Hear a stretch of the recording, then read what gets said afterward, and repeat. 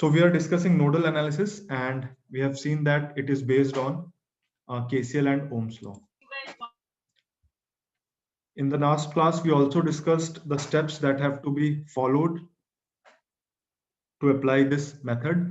So step 1 is to identify all the junctions in the circuit. Junction is a point to which 3 or more than 3 components are connected. जब हम सारे junctions identify कर लें, तो we should take one junction as the reference node, designate it as a reference node, which means that we are assuming its potential to be 0. In principle, any junction can be taken as a reference node.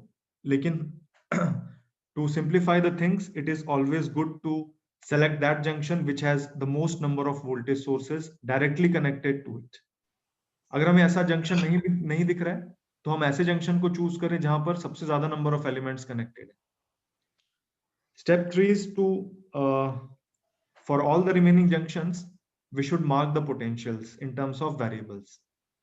अगर voltage sources हैं और हमें direct values पता लग जाती हैं तो that is good, तो हमें उनको फिर एज वेरिएबल्स लेने की जरूरत नहीं पड़ेगी.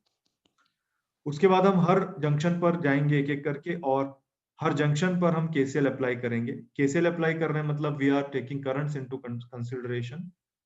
हर करंट को हम एक्सप्रेस करेंगे इन टर्म्स ऑफ पोटेंशियल्स. वो हमने देखा था हम किस तरह से करते हैं. That is basically done with the help of a resistance. The current in the resistance is given by the ratio of potential difference and the value of the resistance. Right. इसमें हम साथ में ये भी अज्यूम करेंगे कि जिस भी जंक्शन पर हम हैं वहां से सारे करंट्स आउटगोइंग हैं. इससे एक कॉमन एक पैटर्न डेवलप होगा for writing the equations for all the junctions. ऐसा नहीं भी करेंगे तो चल जाएगा, लेकिन फिर हमें याद रखना पड़ेगा कि हमने किस करंट को इनकमिंग लिया था, किसको आउटगोइंग लिया था.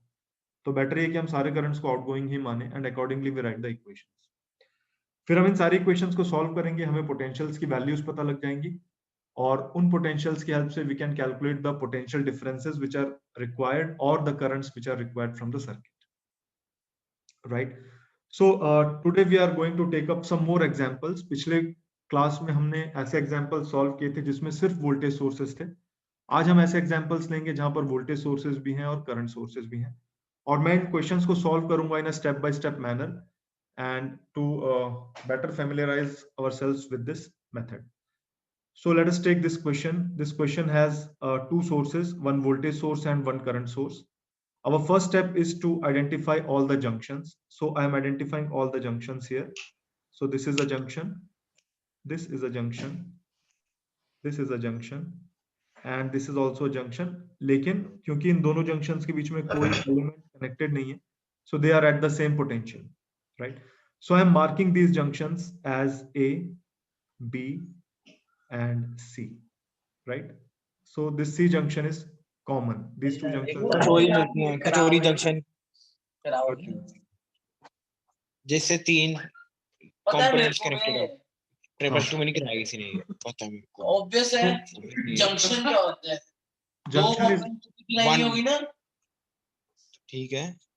क्या जहाँ दो करते हैं उसको नोड कहते हैं, पता? इधर. अबे इसको फिर भी नोड कहते हैं. अगर ये मैं ना भी हूँ तो इसके खाली नोड है. Every junction is a node, but not every junction. Every junction is a node, but all the nodes are not junctions. So कम से कम 3 element connected होने चाहिए. So here we have 3 junctions A, B, and C. This is the first step. 3 junctions हैं, तो अब 3 potentials हैं इन तीनों junctions के. इनमें से एक को हम reference node मानेंगे और उसका potential हम 0 assume करेंगे. और हमने ये भी देखा कि हमें reference node उसको मानना चाहिए जहां पर maximum number of voltage sources directly connected है. तो ये voltage source है, it is directly connected to C. एक तो ये हमारा एक क्राइटेरिया है जज करने का कि किसको रेफरेंस लेना बेस्ट होगा. दूसरा क्राइटेरिया है कि वहां से maximum number of elements connected हो तो इट इज गुड. तो सी में हम देखें तो one element is here the voltage source, another is this resistance, another is this current source, है ना. This is also directly connected to this junction C, and fourth one is this 20 ohm resistance. So इसमें सबसे ज्यादा element connected है और ये voltage source भी directly इसी से कनेक्टेड है. So it is good to take this junction as the reference, which means that the potential here is assumed to be 0, right? Once we have assumed this potential to be zero, let us mark other potentials in the circuit. अगर ये वाला potential junction सी का potential zero है तो it means that कि ये voltage source का ये जो लोअर वाला पॉइंट है इसका पोटेंशियल भी 0 वोल्ट है because it is directly connected to junction C and this means that this potential is plus 24 volts. तो ये एक पोटेंशियल है जो हमें डायरेक्टली मिल गया है और यहाँ पर कोई वोल्टेज सोर्स नहीं है, so we don't know any other potential directly. तो हमारा अब अगला स्टेप जो है वो ये है कि जो बचे हुए जंक्शंस हैं उनमें हम पोटेंशियल को एज्यूम कर लें इन टर्म्स ऑफ वेरिएबल्स। तो ये जो जंक्शन है ए, इसका मैं पोटेंशियल एज्यूम कर रहा हूं VA। This potential is with respect to junction C. इसका भी हम जंक्शन का पोटेंशियल एज्यूम कर रहे हैं VB। Again this is with respect to the potential of junction C which is 0। तो अब हमारे पास दो वेरिएबल्स हैं, we need two equations to obtain the values of these two variables, right? So now the next step will be to write KCL equations one junction at a time. Okay, so I am writing KCL at junction A.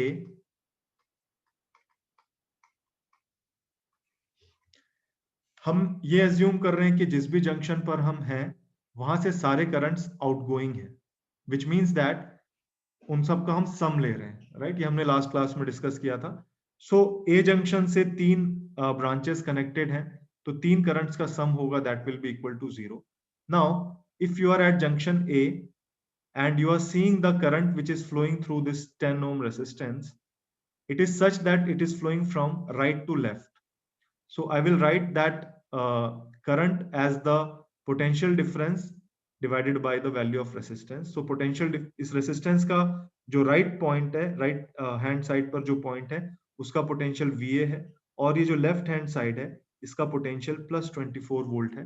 So the current is VA minus 24 divided by 10.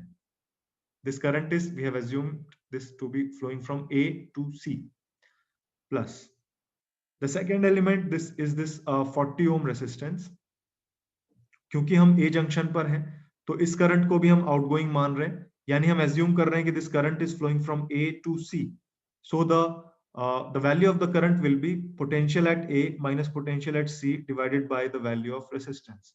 So this is VA minus 0 divided by 40 plus the third current is flowing in this 20 ohm resistance। हम junction ए पर हैं तो हम assume कर रहे हैं कि current outgoing है। आउटगोइंग है इसका मतलब हम एज्यूम कर रहे हैं कि it is flowing from A to B. So this resistance is connected between A and B. A का पोटेंशियल VA है, बी का पोटेंशियल VB है। Direction of current is from A to B, so we will write it as VA minus VB divided by 20। तो इस junction से जो तीन arms जो जुड़ी हुई थी तीनों के हमने करंट्स ले लिए हैं। Sum of this current should be 0। This is our first equation. अगर इस इक्वेशन में किसी स्टूडेंट को डाउट है तो प्लीज आस्क।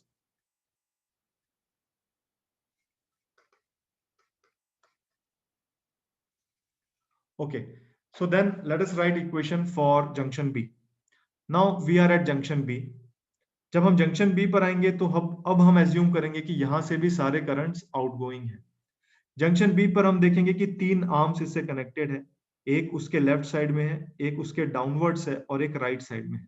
यानी sum of these three currents should be 0 with the assumption that all the currents are going out of this junction। तो सबसे पहले हम जो लेफ्ट आर्म है उसका करंट हम देखते हैं। इस लेफ्ट आर्म में एक 20 ओम का रेसिस्टेंस जुड़ा हुआ है और 20 ओम का रेसिस्टेंस में जो राइट साइड है उसका पोटेंशियल VB है, लेफ्ट साइड का पोटेंशियल VA है और हम करंट को अब एज्यूम कर रहे हैं कि वो B से A की तरफ जा रहा है। तो जब B से A की तरफ जा रहा है करंट तो we will write it as VB minus VA divided by 20।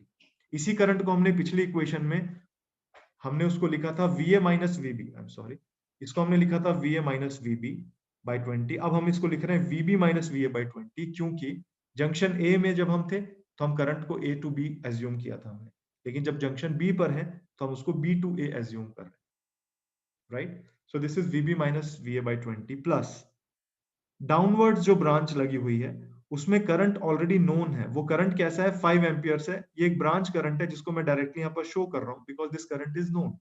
ये करंट कैसा है, ये इनकमिंग है, it is coming towards B. लेकिन जब मैं इक्वेशन लिख रहा हूँ, मैं प्लस प्लस लिख रहा हूँ, मैं क्या एज्यूम कर रहा हूँ कि all the currents are going outwards. तो जो मेरा एजम्पशन था ये जस्ट उसका अपोजिट है, ये एक्चुअल करंट है। तो मैं इस करंट को लिखूंगा एज -5। मैंने इस करंट को एज्यूम किया था outgoing. Excuse me sir.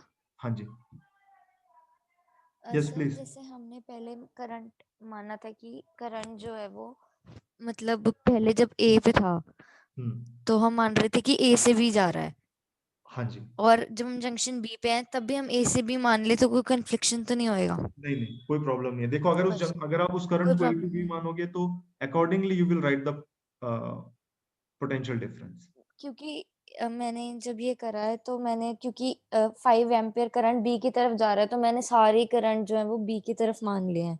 Okay okay, ठीक है, आप वैसे कर तो सकते कोई हो। मैं प्रॉब्लम उदाहरण से तो भी एक नहीं। बार सॉल्व करके बताऊंगा। ठीक है, तो ओके। ये आउटगोइंग मैंने माना था लेकिन ये इनकमिंग है, इसलिए मैंने माइनस साइन के साथ लिखा है प्लस। अब देखो यहाँ पर इंपॉर्टेंट है, जब हम राइट साइड वाली ब्रांच में आ गए तो कितना रेजिस्टेंस है, 30 ओम है। ठीक है, करंट हम कैसा ले रहे हैं, आउटगोइंग ले रहे हैं, यानी 30 ओम में करंट को मैंने कैसे एज्यूम किया है, लेफ्ट से राइट की तरफ, लाइक दिस। तो ये वाला करंट कितना होगा, ये जो लेफ्ट वाला पॉइंट है उसका पोटेंशियल यानी वीबी माइनस ये जो राइट वाला पोटेंशियल है दैट पोटेंशियल डिवाइडेड बाय 3। लेकिन मुझे ये वाला पोटेंशियल तो पता नहीं है, I don't know this potential, right. लेकिन यही वाला करंट जो है ये 20 ओम में भी आ रहा है। The same current which is flowing through 30 ohm is actually coming to 20 ohms. तो अगर हम इस करंट को देखें, ये B से C की तरफ जाता हुआ मैं इसको एज्यूम कर रहा हूं, नेट रेजिस्टेंस उसको कितना दिख रहा है, 30 plus 20 ohms that is 50 ohms। और इसका जो एंड है उसका मुझे पोटेंशियल पता है 0 वोल्ट। इसीलिए I will write this current as VB minus 0, B का पोटेंशियल माइनस C का पोटेंशियल, और B और C के बीच में टोटल रेजिस्टेंस कितना है, that is 50 ohm. So this is 50। अगर यहाँ पर बीच में कुछ और होता, फॉर एग्जाम्पल कोई वोल्टेज सोर्स होता, तब मैं ये नहीं करता। ये तो मुझे सीरीज में डायरेक्टली दिख रहे थे इसलिए मैंने ऐसा किया, right. So sum of these three currents is equal to 0. This is the second equation. So we should solve these two equations. We will get the values of VA and VB. मान लेते हैं कि हमसे इस 10 ओम resistance का current पूछा गया था, राइट। और 10 ओम रेसिस्टेंस का करंट जो है वो मैं लिख सकता हूँ VA माइनस 24/10, या फिर मैं उसको लिख सकता हूँ 24 माइनस VA/10, डिपेंडिंग अपॉन की 24 बड़ा आ रहा है या VA जो पोटेंशियल है वो बड़ा आ रहा है। So that answer I have mentioned here, that will come out to be 1.887 amperes. ठीक है, एक और क्वेश्चन करते हैं, हमें ज्यादा क्लैरिटी होगी। इस क्वेश्चन में there is no voltage source here. So let us solve it in a step-wise manner. So first of all, identify all. So एक ये जंक्शन है, एक ये जंक्शन है, और एक ये जंक्शन है। So this circuit has got 3 junctions. Let us mark them as 1, 2, and 3. इनमें से एक जंक्शन को हम रेफरेंस मान लें, तो जंक्शन 3 को हम रेफरेंस मान रहे हैं, उसका पोटेंशियल हम एज्यूम कर रहे हैं 0 वोल्ट। इस सर्किट में कोई वोल्टेज सोर्स नहीं है जो डायरेक्टली कनेक्टेड हो। हाँ जी सर, आप एक बार सर प्रीवियस स्लाइड पे जाओगे? हाँ जी सर इसमें सर जो आपने 30 ओम वाला लिखा है, सर इसमें सर ये भी हमारा नहीं समझ गया सर। ओके नहीं, आई अंडरस्टैंड। इसमें देखो हम क्या कर सकते थे, हम यहां पर क्या कर सकते थे, इस पोटेंशियल को भी हम एज्यूम कर लेते, मान लो V डैश। ठीक है, तो ये जो मैंने इक्वेशन लिखी ना, ये मैंने जो करंट लिखा ना VB minus 0/50, I could have written it as VB minus V dash by 30, तो भी इक्वेशन सही रहती। लेकिन इससे अब होता क्या, हमारे पास एक नया वेरिएबल वैल्यू बढ़ जाता। V dash, तो हम एक और इक्वेशन लिखनी पड़ती और वो हम आराम से लिख लेते। हम वो इक्वेशन क्या लिखते, हम वो इक्वेशन ये जो मैंने ब्लू कलर की डॉटेड सर्कल बनाया वहां पर लिखते। वहां पर देखो करंट आउटगोइंग मान लेते, तो 30 ओम का करंट होता V dash minus VB by 30 plus v dash minus 0 by 20 equal to 0. हम ऐसे लिख देते इसको, ठीक है। लेकिन क्योंकि वो हमें सीरीज में दिख रहे थे इसलिए हमने उनका डायरेक्टली हमने लिख दिया कि इक्विवेलेंट रेजिस्टेंस इज 50 ohms, और वो जो 50 ohm होगा उसका एक टर्मिनल का पोटेंशियल VB है और दूसरे पोटेंशियल का दूसरे टर्मिनल का पोटेंशियल 0 वोल्ट है। तो we have directly written it as VB minus 0 by 50. Sir Right. ये जो आंसर है ये किस ब्रांच में है करंट ये 10 ohms. Okay. So now let us come to this question. We have identified the three junctions. We have taken one junction as the reference node. Sir second वाला लेंगे ना 0, सेकंड वाले से 4 एलिमेंट्स कनेक्टेड है directly. हाँ वो भी हम ले सकते हैं, मैंने अपनी ठीक है, मैं दोनों तरह से सॉल्व कर लेता हूँ इसको। Let us take second junction as, just a minute, let us take second junction as the reference.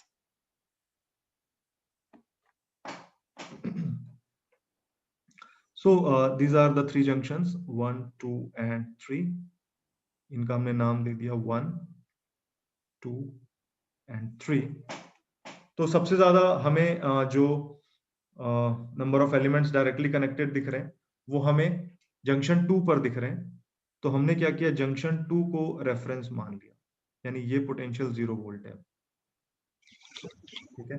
Junction 1 का हमने पोटेंशियल एज्यूम कर लिया V1, जंक्शन 3 का हमने पोटेंशियल एज्यूम कर लिया V3.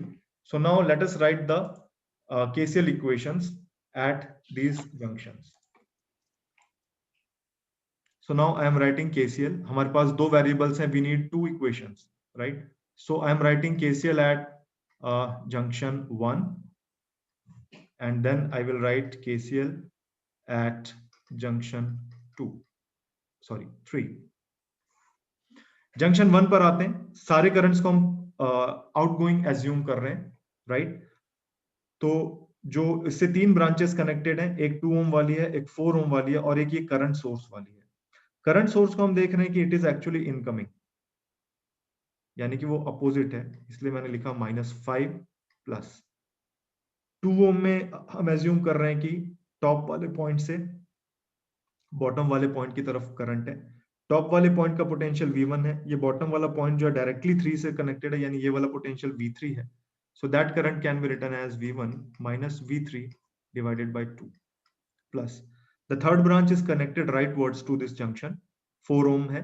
4 ohm में लेफ्ट वाले पॉइंट का पोटेंशियल V1 है, राइट वाले पॉइंट का पोटेंशियल 0 है, और हम एज्यूम कर रहे हैं अभी क्योंकि हम जंक्शन 1 पर हैं तो हम एज्यूम कर रहे हैं कि करंट लेफ्ट से राइट है। So this current will be written as V1 minus 0 divided by 4. तो यहाँ पर 3 ब्रांचेस कनेक्टेड थी, मैंने तीनों का करंट्स लिख दिया है, that sum should be equal to 0. So this is the first equation. Junction 3 पर आते हैं। जंक्शन 3 पर जंक्शन 3 पर 3 ब्रांचेस कनेक्टेड है, 1, 2 and 3. तो ये जो लेफ्ट वर्ड वाला जो ब्रांच है उसमें एक 2 ohm का रेसिस्टेंस है। करंट हम एज्यूम कर रहे हैं कि जंक्शन 3 से 1 की तरफ है इस बार, तो this current will be just a minute V3 minus V1 by 2. हाँ जी, अब बोलिए Sir, it should not be V1 divided by 2 in the first equation. V1 divided by 2. Will any student like to explain why it is not V1 divided by 2? So if we take V3 as the because it depends upon us, right? Because which one we need to take as a reference node, right?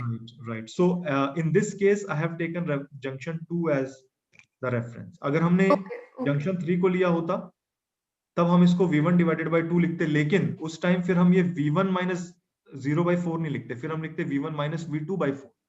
Yes, okay, thank you. That changed, ठीक है। So ये जो left में जो arm है इसके, उसका जो करंट है that is V3 minus V1 divided by value of resistance that is 2.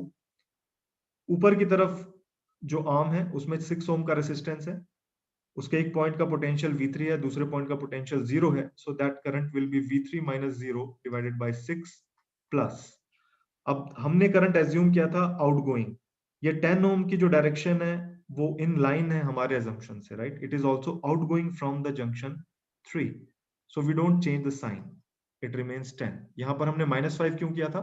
क्योंकि हमने करंट को आउटगोइंग माना था लेकिन एक्चुअली में वो इनकमिंग था। यहाँ पे हम करंट को आउटगोइंग मान रहे हैं और एक्चुअली में भी वो आउटगोइंग ही है, तो हमने इसमें कोई अपोजिट डायरेक्शन का लिए नेगेटिव साइन नहीं लिया है। So this is equal to 0। So we had two variables v1 and v3. We solve these equations and we will get the values. तो यहाँ पर 4 ओम में जो करंट फ्लो हो रहा है that comes out to be 1.6675 amperes. आप लोग ये वेरीफाई करिएगा। Direction will depend whether v1 is greater than 0 or v1 is less than 0. Right, कौन सा पोटेंशियल हायर है उसके हिसाब से डायरेक्शन विल बी डिसाइडेड। इसमें किसी को कोई डाउट हो तो प्लीज पूछें। नो सर, एक बार पिछला वाला स्लाइड दिखाएंगे? Okay sir.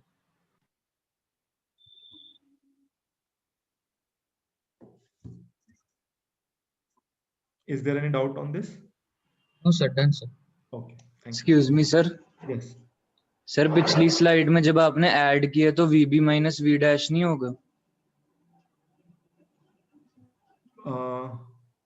सर यहाँ पे जहाँ पर VB minus V dash by 30 plus V dash minus 0 by 20। Right. तो will some student, anyone of you, would you like to address this? His question is कि मैंने जो V डैश माइनस VB लिखा है, क्या मुझे वो VB माइनस V डैश नहीं लिखना था? नो सर, सर क्योंकि V डैश के outward लिए हम मान लिख रहे रहे हैं हैं KCL, आउटवर्ड माने करंट V माने डैश V डैश को एक वक्र जंक्शन मान लिया ना। हाँ, हम वैसे भी कर सकते हैं लेकिन इसको हम इस ढंग से भी सोच सकते हैं। देखो, ये B से जो रेसिस्टेंस कनेक्टेड था वो 30 ओम्स था। 30 ओम का एक पॉइंट का पोटेंशियल VB था, दूसरे पॉइंट का पोटेंशियल मैंने V डैश एज्यूम कर लिया। अब इससे एक और रेसिस्टेंस कनेक्टेड था 20 ओम्स, और इस 20 ओम्स का एक पॉइंट का पोटेंशियल V डैश था और दूसरे पॉइंट का पोटेंशियल 0 वोल्ट था, राइट। अब ये करंट जो था वो ऐसा फ्लो हो रहा है, ऐसा मैं मान रहा हूं, ठीक है। अब देखो, आपने जो कहा वो बिल्कुल सही है, लेकिन हमें ना साइन का फिर ध्यान रखना पड़ेगा। ये जो करंट फ्लो हो रहा है ये 30 ओम में भी जा रहा है और ये 20 ओम में भी जा रहा है। तो 30 ओम के लिए जब इस करंट को हम लिखेंगे तो मैं उसको ऐसा भी लिख सकता हूँ, VB minus V dash by 30, क्योंकि मैं इसको B से V डैश की तरफ मान रहा हूँ। और जब इस करंट को मैं 20 ओम के लिए लिखूंगा, सेम करंट है I, तो मैं उसको लिख सकता हूँ V dash minus 0 by 20।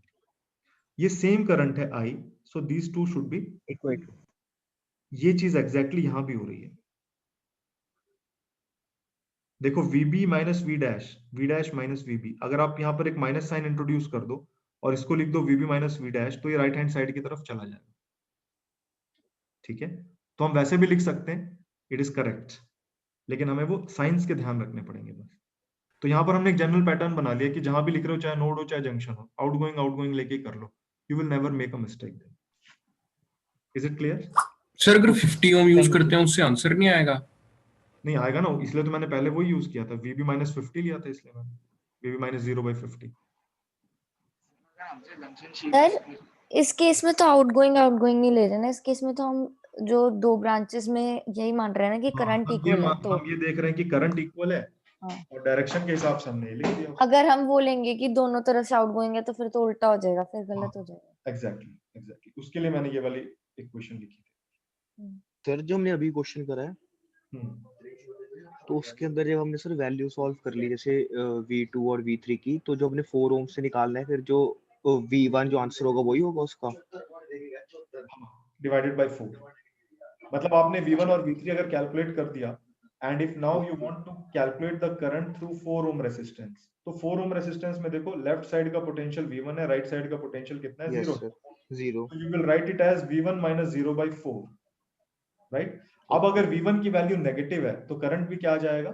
Negative आ जाएगा। करंट नेगेटिव आएगा, इसका मतलब उसकी डायरेक्शन कैसी है? 2 से 1 की तरफ। और अगर पॉजिटिव आएगा मतलब 1 से 2 की तरफ है। So you will be able to know both the magnitude and the direction of the current. Okay sir, thank you. ठीक है, let us move on to this question. Similar है ये। Do you think I should solve it here और you can solve it? Sir we can solve it. We can solve it. Yes. Okay, ठीक है। Okay, so let us move to this question which has got a dependent source in it. There is a dependent source, and the value of this this is a current source which is determined by the arrow here. The value of this current is equal to 2 times Ix, और जब हमें ये दिखेगा कि इस current की value 2 Ix है, तो हमें सर्किट पे ही ढूंढना पड़ेगा where is Ix, right, and that should be given in the circuit itself, क्योंकि ये हमें पता होना चाहिए कि किस करंट पे डिपेंडेंट है। तो सर्किट पे हमने देखा कि ये 2 ओम के करंट पे डिपेंडेंट है, such that this current is from junction 1 to junction 2, so that should be given in the circuit itself. तो हम इसको स्टेप बाय स्टेप सॉल्व करते हैं। Let us identify the junctions. This is a junction here, this is a junction here, this is a junction here, and this is a junction here. So this circuit has got 4 junctions. हमने उनको नाम दे दिया 1, 2, 3 and 4, और इनमें हमने junction 4 को हमने assume कर लिया कि this is the reference node and the potential is assume to be 0 volts. अब इस सर्किट में there is no voltage source, तो हमें कोई ऐसा पोटेंशियल नहीं है जो हमें डायरेक्टली पता हो, right. So what we will do, we will write, we will assume, first we will assume the potentials. So इसको हमने एज्यूम किया V1, इसको हमने एज्यूम किया V2 और इसको हमने एज्यूम किया V3। So now let us see how many variables are there. Aditya, are you there? Aditya Nirvan. Yes, sir. How many variables are there? 3. 3 variables. Which one? V1. There are 4 actually. V1, V2, V3, and Ix. Right. There are actually 4 variables. So we need 4 relationships to solve this question. Right? Good. Yes. Abhishek Vohra, are you there? Yes, sir. Abhishek, can you tell the equation for KCL at junction 1? Yes, sir. -3 plus V1 minus V2 by 2 plus V1 minus V2 by 2 plus V1 minus V3 by 4 is equal to 0. plus V1 minus V3 by 4 is equal to 0. Good. इस equation में किसी को कोई doubt हो तो please ask. No, sir. Okay. Sir, can we write the second term as Ix?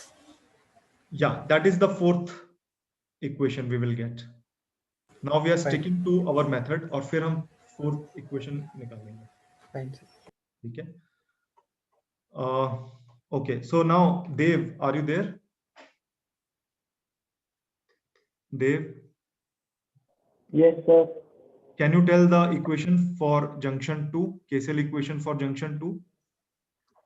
Plus V2 minus V1 upon 2 V2 minus V1 by 2 plus V2 minus 0 upon 4 okay plus V2 minus V3 upon 8 is equals to 0. Equals 0. Good. So this is the second equation which is written at junction 2, the KCL equation. इसमें किसी को doubt? No, sir. No, sir. Okay. Lokesh, are you there? Lokesh Sodhi?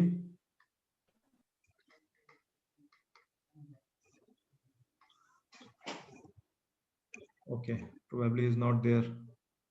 Nazneen, are you there? Yes, sir. Can you tell the equation for junction 3? Yes, sir.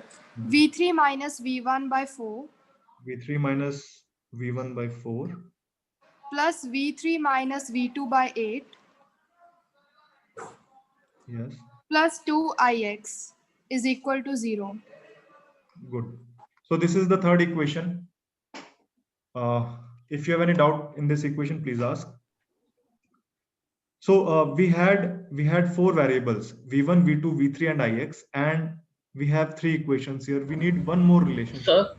Sir, KCL at junction 1 में हम V1 minus V2 by 2 को Ix से replace कर सकते हैं? हाँ, बिल्कुल कर सकते हैं, बिल्कुल वही हम करेंगे। एक्चुअली देखो, हमें एक और रिलेशनशिप चाहिए, वो हमें यहाँ पर दिख रहा है। Ix जो है that is flowing from left to right, it is a branch current. So Ix can be written as V1 minus V2 by 2. So this is the 4th equation. So we can solve these 4 equations and we will get all the values and let us say that we were required to find the current through 4 ohms. So मैं answer ये मैं इसलिए साथ साथ बताता चल रहा हूँ क्योंकि आप लोग जब सॉल्व करें तो you have reference. So this I1 comes out to be this current through 4 ohms comes out to be 1.5 amperes, और इसको अगर आप लोग सॉल्व करेंगे तो Ix will come out to be 1.5 amperes again, right? Sir 4 ohm के तो 2 है। हाँ, ये मैंने सॉरी ये मैंने ऊपर वाले, ठीक है, इसको मत रेफरेंस की तरह यूज करो, use this Ix as the reference answer. This will come out to be 1.5 amperes. Excuse me, sir. Yeah. Sir, in this question, can V1 and V3 be same? Yes. In any question, V1 and 2 potentials can come out to be same. हो सकता है कि ये V1 V3 same आ जाए, उसका result बस ये होगा कि 4 ओम का जो करंट है that will come out to be 0. लेकिन हम ये अज्यूम नहीं कर सकते यहाँ पे, right? Yes, sir.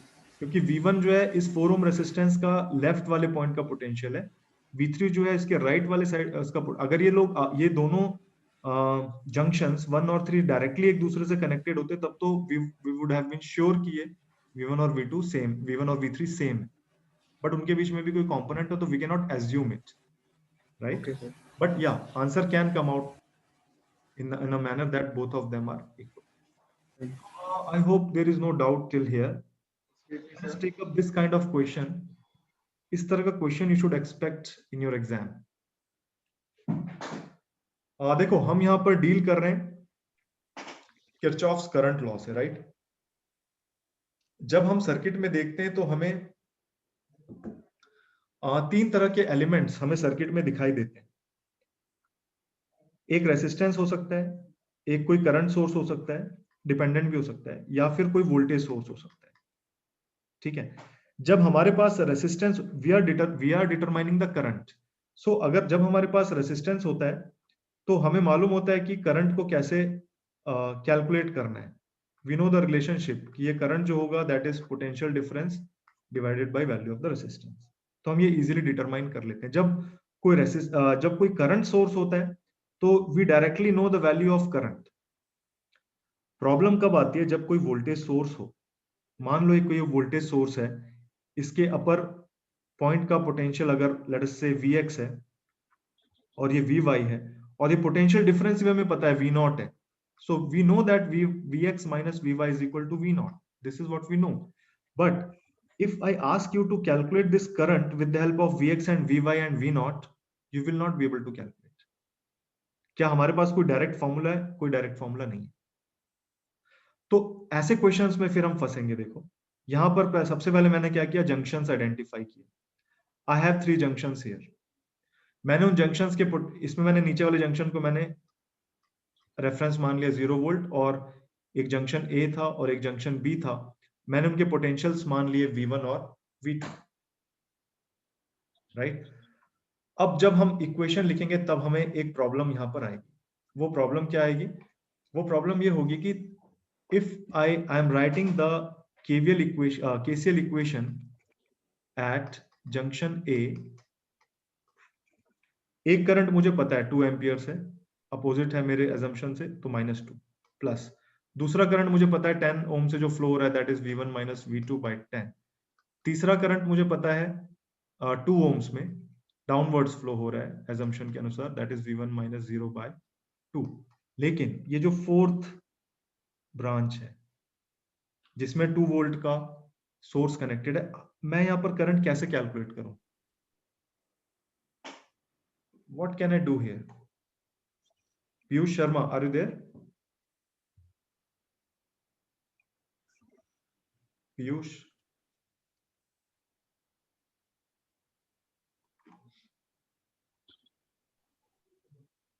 Pratham Anand, are you there?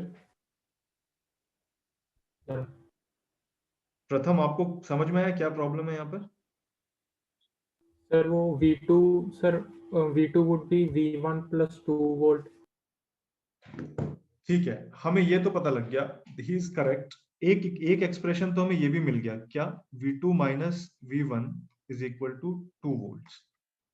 That is correct। But what about this? We have 2 variables, right? We need one more equation। sir, 10 ohm is connected to 2 volts, so I think current would be 5 ampere in AB. Okay. Oh, He's sorry, saying 1 by that- 5. 1 by 5. No, sir. Okay. Sir हाँ जी। Sir sir AB हम को एक ही current node को consider I कर मान लो। लेंगे। हाँ। Sir AB में I करंट मान लेंगे और A और B पे दो KCL मतलब KCL के दो इक्वेशंस होंगी तो दो वेरिएबल है, सोल्व हो जाएगा। गुड। मतलब V1 और V2 में रिलेशन पता है। Right right. सर देखो AB को एक ही नोड मान लेंगे। A और B को एक नोड हम कैसे मानेंगे? वो उनका मतलब हम एज्यूम कर लेंगे कि मतलब A में और B में जितने करंट्स आउटगोइंग और इनकमिंग है, राइट। यस सर, एक ही नोड मान सकते हैं। सर जैसे KVL मतलब मैश में हम वो करंट सोर्स को निग्लेक्ट करते थे, मे बी इसको भी निग्लेक्ट कर देंगे। राइट। मैं यहाँ पे सुपर नोड ले लेंगे। हाँ, all of you are correct. वही निग्लेक्ट कर देंगे इसको। मैं उसका लॉजिक यहाँ पर एक्सप्लेन कर रहा हूँ। तो क्योंकि इस करंट को हम डिटरमाइन नहीं कर पा रहे हैं, कोई डायरेक्ट फॉर्मूला नहीं है, तो मैंने इस करंट को I मान लिया। ठीक है। सो अब मैं इसकी इक्वेशन को आराम से लिख सकता हूँ। Right. Now let us write KCL at junction B। Junction B के लिए जब हम लिखेंगे, अब मैं उस I करंट को ऑलरेडी मार्क कर चुका हूँ। राइट। तो मैं उसको वैसे ही रहने दूंगा। I won't change its direction now. Outgoing मैं नहीं मानता, वो मैं क्यों नहीं मानूंगा मैं बता रहा हूँ। So KCL at junction B, the equation will be V2 minus V1 by 10, किसी को डाउट हो तो प्लीज पूछना, plus 7 plus V2 minus 0 by 4 plus एक और करंट था I जो यहां तक आ रहा है ना। और मैं ये देख रहा हूं कि सारे करंट्स को मुझे आउटगोइंग लेने चाहिए, लेकिन I तो इनकमिंग है, तो I will write it as minus I equals 0। इसको मैं कह देता हूं इक्वेशन 1A।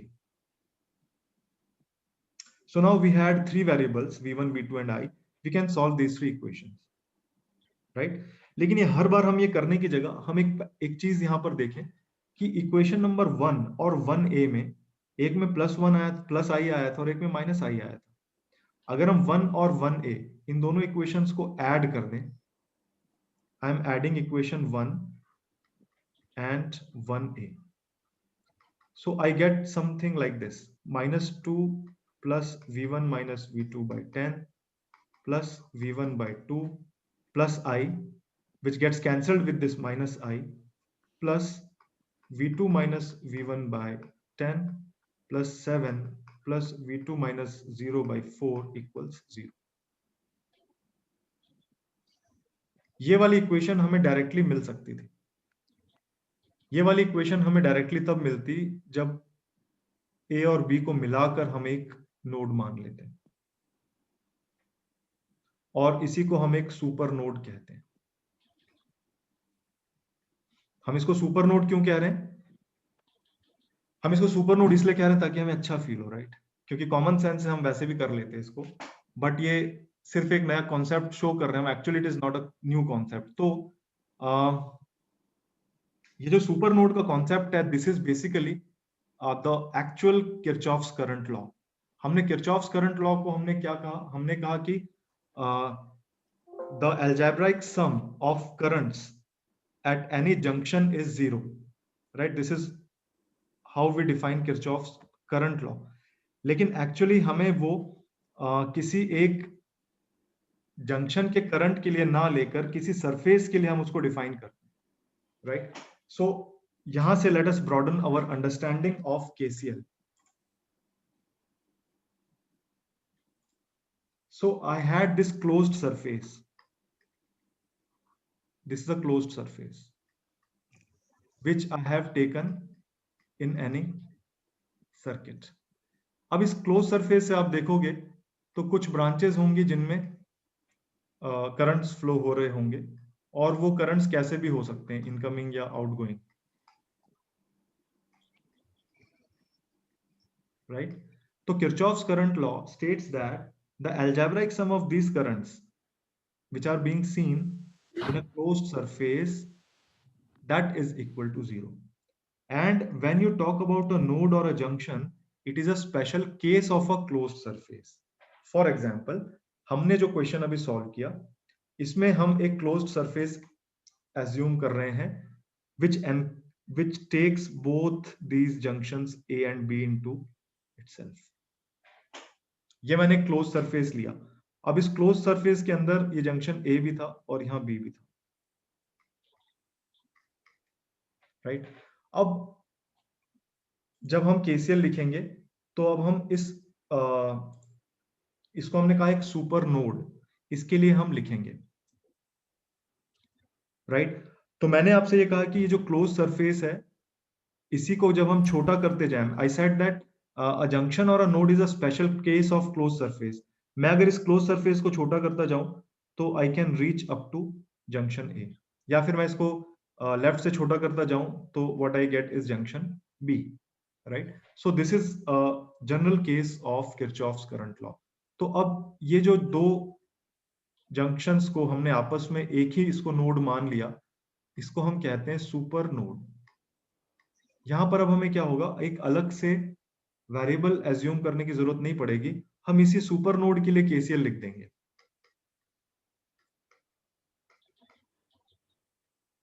सर ये दोबारा रिपीट कर दो, सुपर नोड वाला जो भी आपने कहा। हमने दो जंक्शंस को मिलाकर एक सरफेस बनाया, क्लोज सरफेस, और उस क्लोज सरफेस को हमने कहा सुपर नोड। जब हम केसीएल लिखेंगे तो उस सुपर नोड के लिए लिखेंगे कैसे, आप देखो कि उस सुपर नोड से कौन कौन सी ब्रांचेस कनेक्टेड है। ये 1 2 3 4 5 एंड 6। इस सुपर नोड से जो अटैच्ड करंट्स हैं वो 6 करंट्स हैं, और उन 6 करंट्स का जो अलजेब्रिक सम होगा दैट शुड बी 0। तो जैसे हम आउटगोइंग मान रहे थे सारे करंट्स को, अब हम इन सारे 6 के 6 करंट्स को लिख लेते हैं एक साथ। So equation will B -2 plus V1 sir वो दो तो कैंसिल ही हो जाएंगे ना? कौन से? जो V1 से बाहर जा रहा है एंड वो V2 के अंदर आ रहा है, वो अमाउंट तो सेम ही है करंटली। हाँ, वो इस केस में कैंसिल हो जाएंगे, इट हैपेंस हियर, बट वो हर बार ऐसा नहीं होगा, इसलिए मैं उनको दोनों को लिख रहा हूं मैं, right. So V1 - V2 by 10 plus V1 - 0 by 2 plus 7 plus V1 - 0 by 4 plus this is what you are saying V2 - V1 by 10 this equals 0। तो जो इक्वेशन हमें यहाँ पर 1 और 1a से मिली थी वो इक्वेशन हमें डायरेक्टली मिल जाएगी। फिर V2 - 0 divided by 4।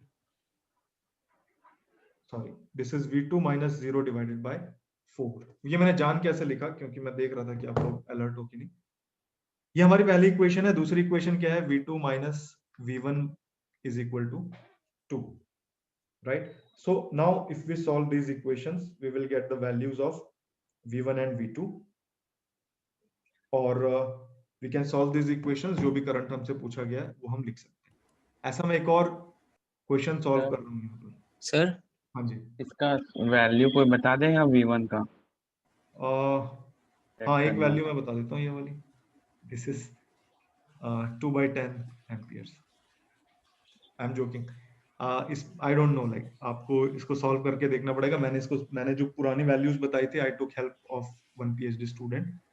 मैं ये आपको शेयर करूंगा, I will share the answer also, right? Solve तो कर लिया, आप कंफर्म करते हो? ओके, ठीक है, that I will share when I share the slides.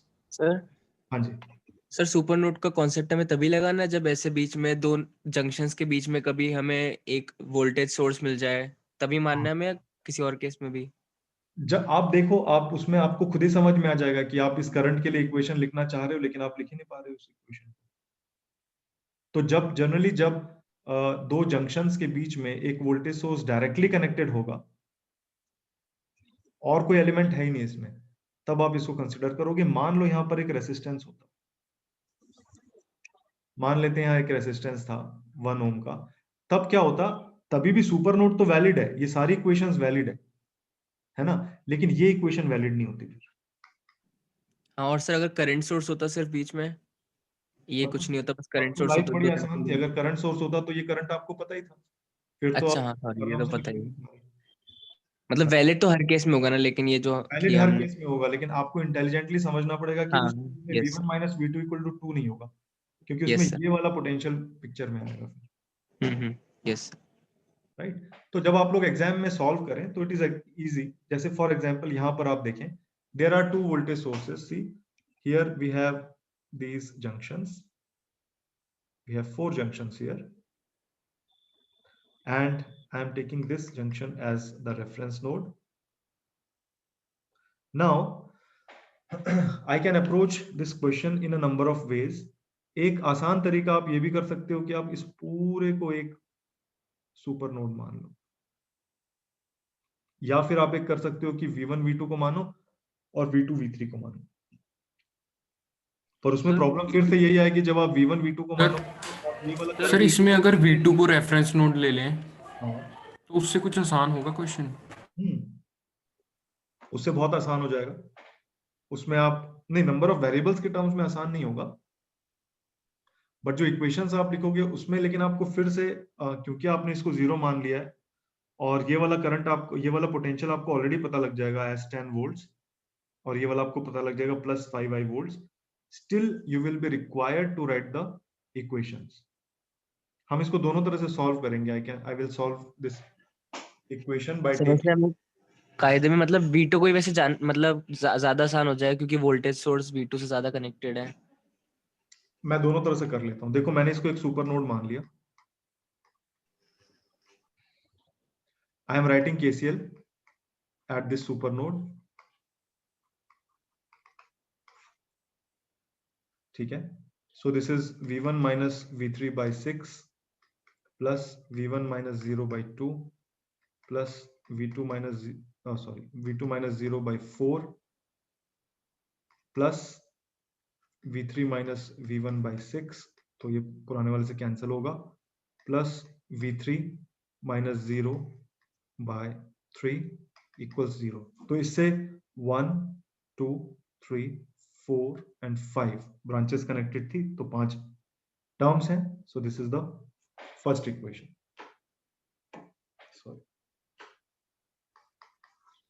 हमारे पास नंबर ऑफ वेरिएबल्स कितने हैं यहाँ पर? 3 हैं, 4 हैं, V1 V2 V3 and I। So we need 3 more equations. तो एक इक्वेशन हमें मिलेगी V1 minus V2 is equal to 10, right? यहाँ पर ये डायरेक्टली कनेक्टेड है। दूसरी इक्वेशन हमें यहाँ से मिलेगी V3 minus V2 is equal to 5i, right? ये पोटेंशियल डिफरेंस है, directly it is equal to 5i। I जो एक करंट है which is flowing through 2 ohms, that should have been given in the question itself, जो कि दिया हुआ है। So we know I also here, that is V1 minus 0 by 2 ohms. So if you solve these 4 equations, you will get all the values, right? इसका दूसरा जो तरीका है कि हम V2 को अगर हम V2 का पोटेंशियल 0 एज्यूम कर लें